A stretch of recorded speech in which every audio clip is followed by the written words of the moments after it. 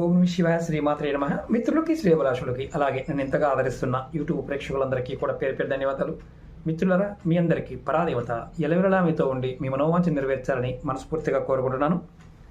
ఈ షార్ట్ వీడియోలో చాలామంది గురుగారు మాకు కష్టాలు తీరటం లేదండి, కష్టాలు తీరడానికి అంటే అలా అయిపోవాలి, తేలిగ్గా అయిపోవాలి అని చాలామంది అడిగారు. దానికి ఏమో చేస్తే మారుతుంది. చాలా ఈజీ. ఉదయాన్నే స్నానం చేసిన తర్వాత ఖచ్చితంగా మీ ఇంటిలో మీరు ఎక్కడున్నా సరే ఒక్కసారి విష్ణు సహస్రనామం పారాయణం చేయండి. అలాగే 7 సార్లు హనుమాన్ చాలీసాని పారాయణం చేయండి. ఇలా మీరు ప్రతిరోజు రెగ్యులర్గా చేస్తూ ఉంటే మీకు జాతకరీత్యా గురుబలం పెరుగుతుంది.